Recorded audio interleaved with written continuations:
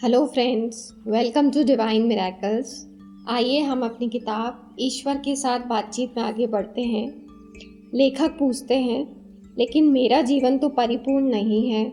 अभी तो यह परिपूर्णता के आसपास भी नहीं है।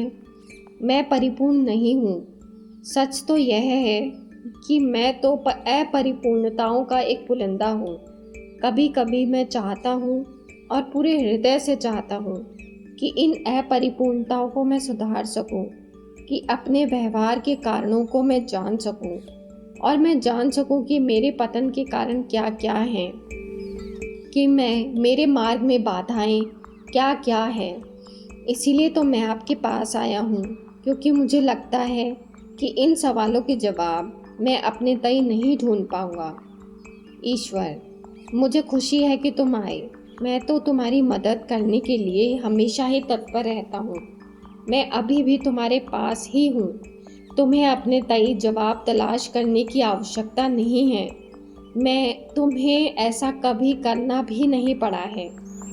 लेखक, लेकिन यह बात एक असंभव सी लगती है कि मैं इतनी आसानी से बैठा हुआ आपसे बात कर रहा हूँ, और यह कल्पना से परे की बात लगती है कि आप स्वयं ईश्वर मेरे प्रश्नों का उत्तर दे रहे हैं। मेरा मतलब है कि यह एक बावलापन जैसा लगता है। ईश्वर: ओह, तो इसका मतलब है कि बाइबल के लेखक तो स्वस्थ चित्त थे, लेकिन तुम बावले हो। लेखक: बाइबल के लेखक तो क्राइस्ट के जीवन के गवाह थे, और जो कुछ उन्होंने देखा व सुना उसे उन्होंने विश्वसनीयता के साथ दर्ज किया था। ईश्वर: ना अपनी गलती सुधार लो। न्यू टेस्टामेंट के अधिकांश लेखकों ने अपने जीवन में ना तो कभी जीसस को देखा था और ना ही वे कभी जीसस से मिले थे। जीसस की दुनिया से चले जाने के कई साल बाद वे लोग इस दुनिया में आए थे। यदि जीसस कभी उन्हें रास्ते में मिल भी जाते तो वे तो उन्हें पहचान भी नहीं सकते थे। लेकिन बाइबल के लेखक बड़े विश्वासी लोग थे और महान इतिहासकार थे। उन्होंने वे कहानी किस्से उठा लिए थे जो उनके पूर्वजों द्वारा पीढ़ी दर पीढ़ी सौंपे जाते रहे थे, और इस तरह उनके द्वारा लिखित यह एक अभिलेख तैयार कर दिया गया था। लेकिन अंतिम रूप से लिखित बाइबल में बाइबल के लेखकों ने सारी बातें शामिल नहीं की थी। तभी तो जल्दी ही जीसस की शिक्षाओं के इर्द गिर्द चर्च खड़े कर दिए गए।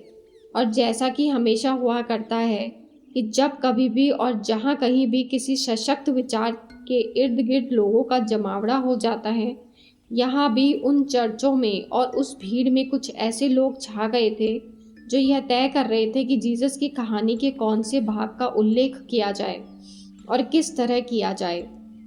काटने, छाटने व संपादित करने की यह प्रक्रिया उनकी सभाओं के और ईशा उपदेशों व बाइबल के लेखन व प्रकाशन के दौरान तक जारी रही।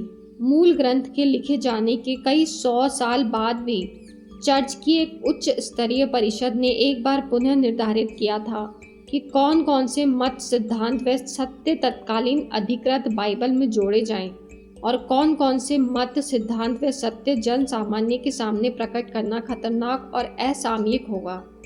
इसके अलावा कुछ और पवित्र धार्मिक ग्रंथ भी थे जो कि सामान्य जन से इतर लोगों की प्रेरणा के समय में लिखे गए थे। उनमें से कोई भी तुमसे अधिक बावला नहीं था। लेखक: क्या आप यह संकेत दे रहे हैं कि ये जो हम लिख रहे हैं यह भी एक समय आने पर पवित्र ग्रंथ बन जाएगा? ईश्वर: मेरे बच्चे, जीवन में हर चीज पवित्र है और हर इस पैमाने पर है। हाँ, यह भी पवित्र ग्रंथ ही है, लेकिन तुम्हारे साथ मैं शब्दों की बाल की खाल नहीं निकालूंगा, क्योंकि मैं जानता हूँ कि तुम्हारे कहने का अर्थ क्या है। नहीं, मैं यह संकेत नहीं दे रहा हूँ कि एक दिन यह किताब एक पवित्र ग्रंथ बन जाएगी। कम से कम कुछ 100 वर्षों तक तो नहीं, या तब तक नहीं जब तक कि यह भाषा प्राचीन भाषा नहीं मानी जाने लगेगी। देखो, समस्या यह है कि इस किताब की भाषा एकदम बोलचाल वाली है और समकालीन है। लोगों की ऐसी मान्यता है कि अगर ईश्वर तुमसे सीधे बातचीत करेगा भी तो उसकी बोली ऐसी थोड़ी ही ना होगी जैसी कि पड़ोसी की होती है। ईश्वर की भाषा की संरचना देवताओं जैसी ना भी हो तो कम से कम एक ऐसे रूप की तो होनी ही चाहिए जिसमें कुछ ओजस्विता हो, कुछ ईश्वर सरीखा भाव हो। जैसा कि मैंने पहले भी कहा है, यह तो समस्या का एक भाग है। लोगों में यह भाग रहता है कि ईश्वर केवल एक ही रूप में दर्शन देता है और उस रूप का उल्लंघन करने वाली हर बात को विधर्मी व अनैतिक या अपवित्र मान लिया जाता है। लेखक, जैसा कि मैं यह भी कह रहा था। ईश्वर, हाँ, जैसा कि तुम भी कह रहे थे। लेकिन चलो अब हम तुम्हारे प्रश्न की गहराई में उतरते हैं। तुम ऐसा क्यों सोचते हो कि ईश्वर के साथ बातचीत करने लायक होना एक बावलापन है? क्या तुम प्रार्थना करने में विश्वास नहीं रखते हो? लेखक, हाँ करता हूँ, लेकिन वह अलग बात है। प्रार्थना तो मेरी तरफ से की जाने वाली एक तरफा बात होती है। मैं मांगा करता हूँ और ईश्वर बस गुमसुम सुनता रहता है।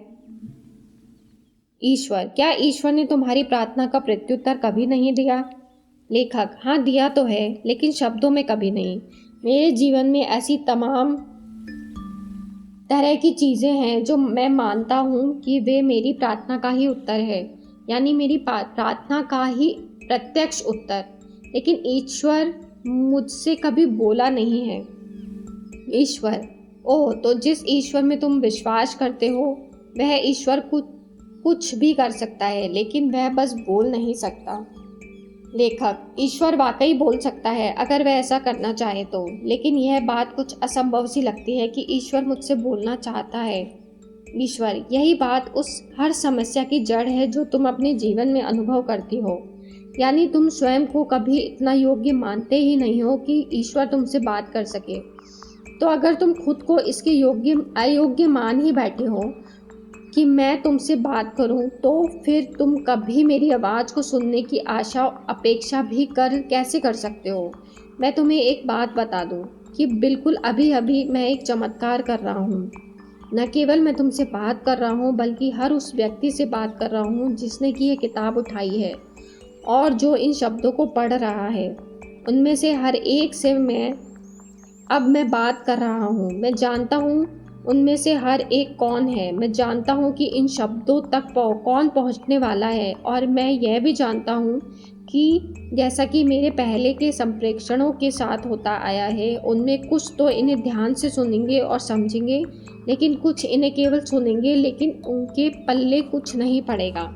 लेखक, ठीक है, लेकिन इसके साथ ही मेरे मन में एक और बात भी आ रही है, और वह यह है कि इस बातचीत की सारी सामग्री को मैं एक पुस्तक के रूप में प्रकाशित करने की सोच रहा हूँ, जबकि मैं अब भी इसे लिख ही रहा हूँ। ईश्वर, तो ठीक है, इसमें गलत क्या है?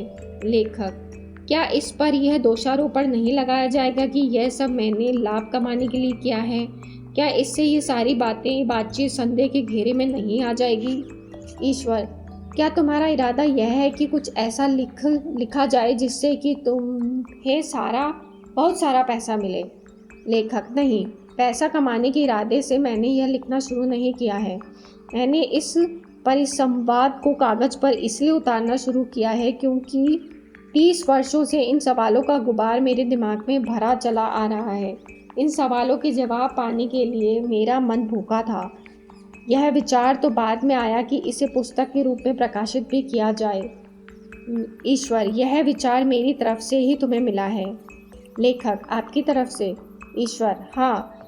क्या तुम्हें लगता है कि इन अद्भुत प्रश्नों व उत्तरों को मैं यूं ही बर्बाद हो जाने देता? लेखक, ऐसा तो मैंने सोचा भी नहीं था। मैं तो बस अपने सवालों के जवाब चाहता था, अपने मन की खिन्नता का अंत करना चाहता था, अपनी तलाश को पूरा करना चाहता था। ईश्वर, यह अच्छी बात है, इसलिए अब अपने इरादे पर संदेह मत करो जो कि तुम हमेशा करते आए हो, और इस बातचीत को आगे बढ़ाओ। तो फ्रेंड्स, आज इतना ही। Thank you, thank you, thank you, love you all.